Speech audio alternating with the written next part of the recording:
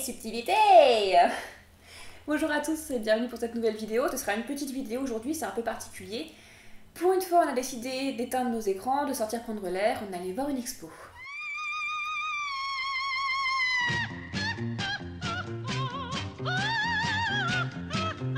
Star Wars Identité est une exposition montée par Lucas Arts et les Montréalais de l'Histoire Production. Elle a déjà tourné 2 ans au Canada et elle a commencé sa tournée européenne en France le 15 février. C'est à la Cité du Cinéma à Saint-Denis.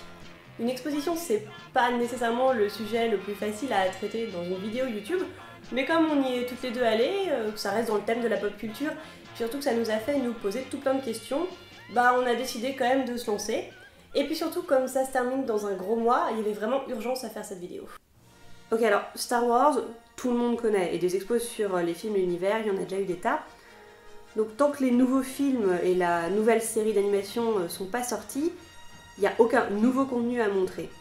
Donc le challenge pour cette exposition, moi je trouve, c'était de réussir à trouver un angle d'approche suffisamment inédit et original pour montrer au public des choses qu'il avait déjà vues en fait. Et leur idée elle est vraiment intéressante. Ils proposent de vous faire naviguer dans l'exposition en suivant le parcours des 2 héros de la saga, Luke et Anakin Skywalker.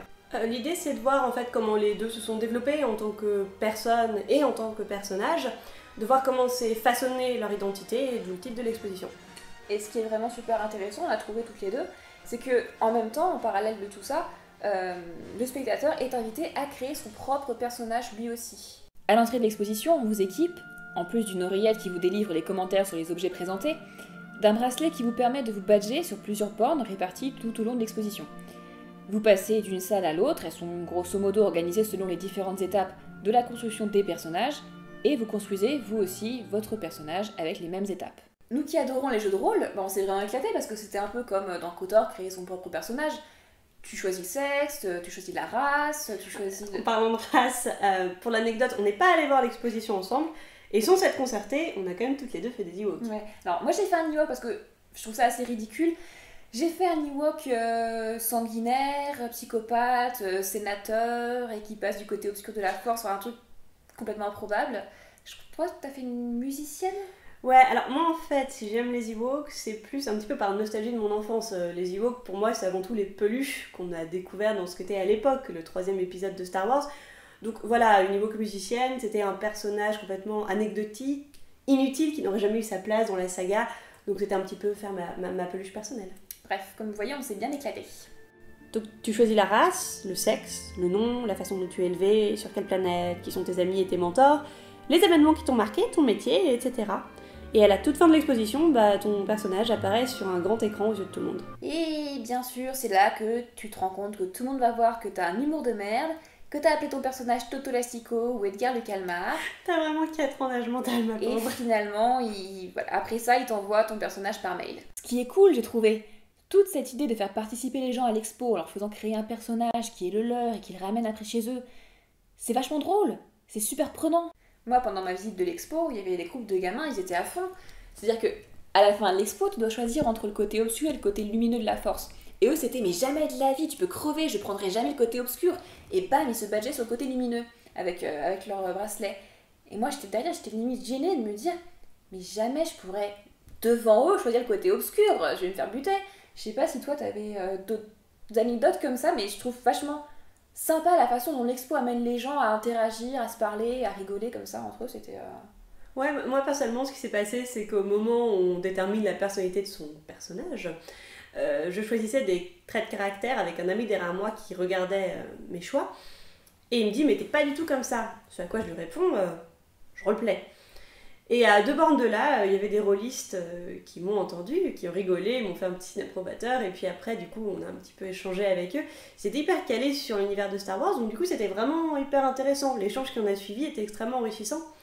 Et je pense que justement, le fait de créer son personnage permet cette proximité avec les gens, et c'est vraiment l'aspect qui nous a le plus plu. Ouais. Et là, on arrive, je pense, au moment où on parle des choses qu'on a moins aimées dans l'expo quand même, et c'était les vidéos. Ouais, parce qu'en fait, en même temps qu'on avance dans la création de son personnage, l'exposition nous propose des vidéos qui sont censées nous expliquer comment une identité se façonne.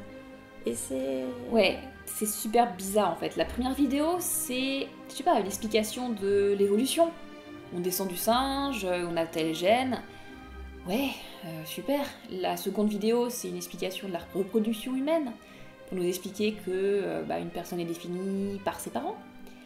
La troisième vidéo, c'est quoi? C'est la personnalité qui est formée par la façon dont on est élevé, par l'environnement dans lequel on grandit, par la société dans laquelle on grandit, par les amis qu'on rencontre. En gros, au bout de 3 vidéos de ce genre, il y a vraiment plus personne qui regarde. Ces vidéos, elles sont relativement chiantes pour les adultes, parce qu'a priori, ils savent déjà tout ça. Ça expose que des choses qui vont leur apparaître comme évidentes. Ils savent comment on fait les bébés, ils savent que la personnalité va être façonnée par des événements et des rencontres. Puis pour les gosses, je pense que c'est tout simplement monstrueusement chiant. Ils ont surtout envie de créer leurs personnages, de voir des costumes, les maquettes, les objets du film, plutôt que d'être martelés avec des vidéos didactiques. Ouais, ces vidéos étaient assez étranges, même assez gênantes parfois. C'est pas pour les adultes, c'est pas non plus pour les enfants. C'est pas pour dire que les enfants sont trop bêtes pour les comprendre, c'est pas du tout ça. C'est juste qu'il nous a semblé que c'était pas la meilleure façon de leur amener ces informations. Par contre, leur faire créer un personnage, ça c'était super comme façon. J'étais vraiment extrêmement surprise de lire sur le site internet de l'exposition qu'ils avaient eu besoin de toute une équipe de scientifiques, de sociologues, de psy et tout le tintouin pour produire un contenu qui finalement est extrêmement simple, voire simpliste, n'est pas très intéressant et puis nous apprend rien. Donc c'est vraiment un aspect décevant de l'exposition. En fait, j'ai trouvé que globalement quand même, et malgré tous ces aspects qui sont super enthousiasmants, sur son fond, l'expo reste un petit peu en surface du sujet qu'elle se propose d'avoir. Ils veulent comparer les personnages d'Anakin et de Luke. Mais ça, si t'as vu les films, t'as déjà fait la comparaison. L'évolution des personnages, tu la connais. Parce que les films Star Wars sont des récits d'apprentissage, parce qu'ils se focalisent sur la formation et l'évolution du héros. Alors quand l'expo me dit Anakin est comme ça parce qu'il a grandi en esclave, mais Luke est comme ça parce qu'il a grandi autrement, ouais, je suis au courant, j'ai vu les films. Qui me racontent tout ça, mais de façon plus subtile, parce qu'il y a toute l'intrigue, toute l'aventure autour. Ouais, donc du coup, finalement, l'angle d'approche comparant l'identité des deux protagonistes, il est peut-être un petit peu vain. En fait, je crois que ce qu'on aurait aimé voir, c'est plutôt une réflexion sur comment on construit un personnage de fiction. En voyant, je sais pas, les différentes pistes tentées au scénario. Peut-être même les premières ébauches d'Anakin et Luke qui ont fini par être abandonnées. Et pourquoi elles ont été abandonnées? Voilà, je crois qu'on a fait un peu le tour de tout ce qu'on pouvait dire sur l'exposition. Donc il y a ces quelques aspects qui nous ont déçus, mais globalement c'est vraiment enthousiasmant, notamment pour tout ce travail sur comment faire participer les visiteurs, comment les impliquer, comment les faire interagir, notamment comment les faire se parler, et les faire parler des œuvres et de ce qu'ils voient. Je pense notamment pour ça que la technologie, l'usage de la technologie est vraiment pertinent. Le travail sur la scénographie aussi était vachement bien. Ouais, une très très belle scéno. Pour moi, personnellement, peut-être le point le plus réussi de l'exposition, parce que l'air de rien, c'est pas facile de scénographier ce genre de contenu. Donc une réussite au niveau des espaces sombres pour la diffusion des vidéos qui vont jamais être en contradiction et en opposition avec les espaces lumineux où ils exposent des objets.